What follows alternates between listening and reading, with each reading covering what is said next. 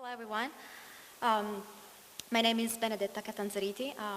In a way, even if there was a change of plans, I think this presentation might fit or follow nicely from the wonderful keynote that we had before by Donald, because what I will be talking about today is infrastructures of labor that power AI systems. And this is a project that I've been working on with my good friend and collaborator, S.J. Bennett. When we started this project in 2020, and following in 2021, she was a PhD student in design informatics and now is a postdoctoral researcher at the Center for Technomoral Futures and the Data for Children collaborative with UNICEF. And so to get into the gist of it. So as you might be familiar with, the data annotation plays a central role in the development and maintenance of data-driven systems, with many machine learning models being trained on data sets that often require manual labeling conducted by human workers. And these workers can be hired in-house or recruited from crowdsourced platforms such as Amazon Mechanical Turk, or they can also hire from annotation companies that outsource this labor from countries that are sometimes placed in the global south to provide data annotation services at competitive prices. And scholarship on crowdsourced and outsourced data work has shed light on the invisible and hidden nature of this work and has drawn attention to the exploitative labor practices that often underpin the global gig economy model that power many AI systems. And beyond being invisible to end users of machine learning systems, we argue that these mechanisms, the mechanism of these labors, are also often partially obscured from the view of practitioners who use data annotation services. And this invisibility can potentially impact the way in which this work is understood by practitioners. So our research sought to address this gap. And so during the pandemic, we received some funding from the Edinburgh Futures Institute to explore the collaborative practices of data work, and particularly the points of contact between data workers who have different levels or kinds of expertise. And we were particularly interested in the so-called processes of data wrangling as the practices of data acquisition, data labeling, data cleaning, as these are the point where machine learning researchers and engineers might interface with gig economy workers or workers from annotation companies. And we wanted to understand practitioners' perceptions and representation of data work and annotators. And so we used representation in the sense of Lucy Sachman's definition of representational work as interpretations in the service of particular interests and purposes created by actors specifically positioned with respect to the work represented.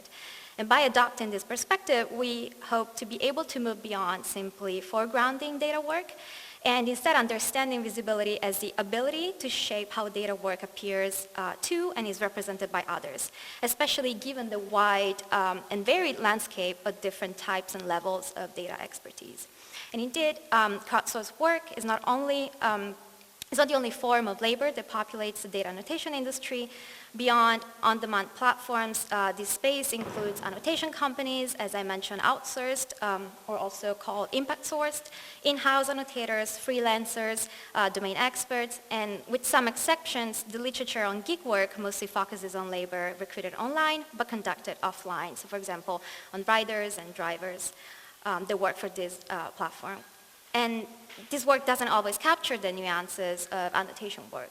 And so while this work provides crucial insight into the reality of annotation practices and experiences of annotators, more research is needed into stakeholder perceptions and representation of annotation work and how this representation might shape data practices and infrastructures.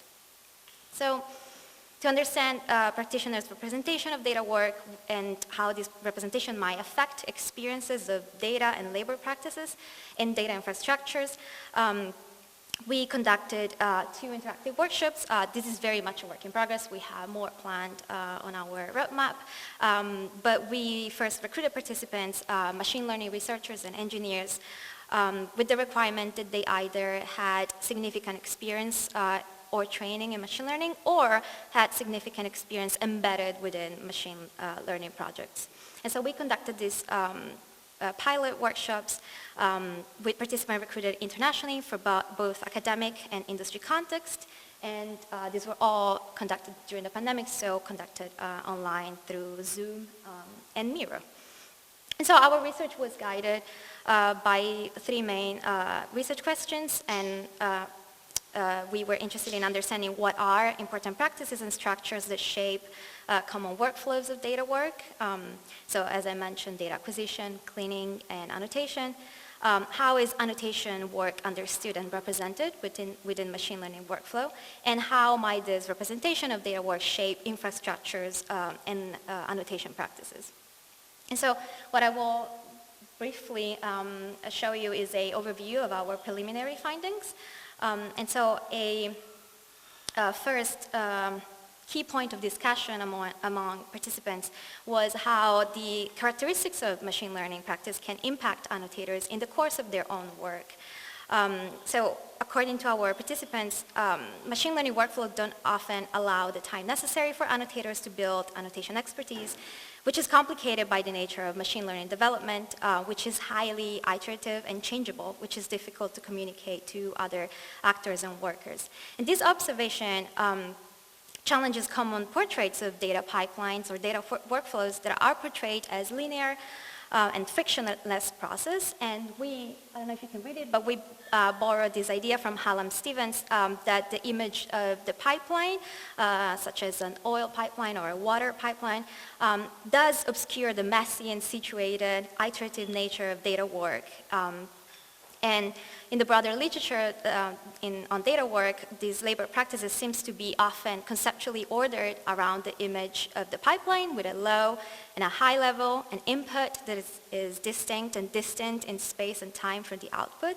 And instead, to us, this process looked more like a dense network rather than a pipeline where data annotation plays an integral and ongoing part of the process.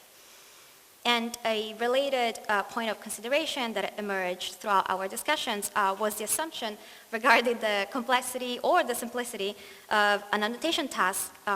And these assumptions often bear little relation to the nature of work that will be necessary to complete the task. An example of this is the imposition of cultural understanding of data in the abstract, which might not translate into the reality of the data and the associated work. And this is especially apparent in the assumptions that the annotation of everyday objects should be universally consistent, irrespective of the cultural context. And here, I don't know if you can read it, we have a quote from a participant who was reflecting on the experience of dealing with unanticipated complexity regarding what seems to be a very banal task, which was annotating potholes.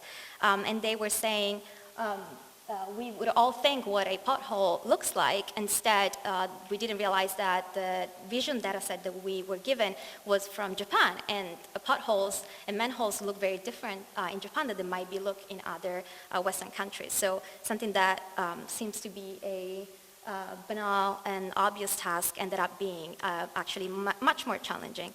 And so embedded in the work of data classification are technical assumptions that require the annotators to assign mutually exclusive labels to all these categories. But whether the annotators agree with these categories is never negotiated.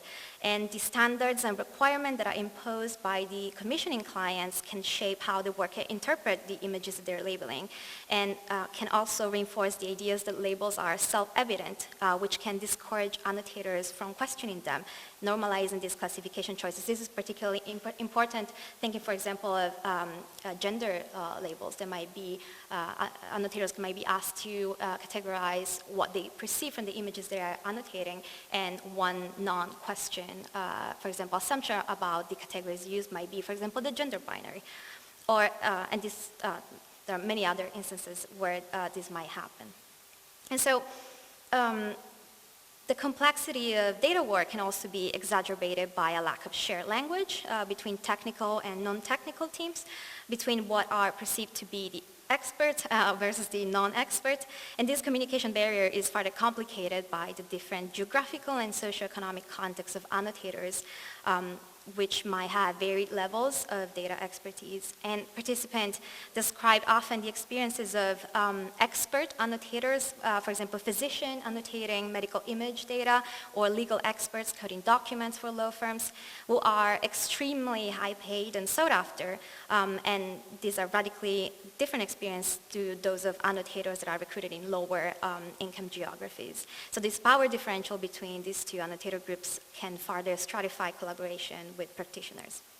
And finally, we found that practitioners view machine learning as a process where creative, high-level, qualified stakeholders are distinct and separate from those in roles perceived to be rote and low-level.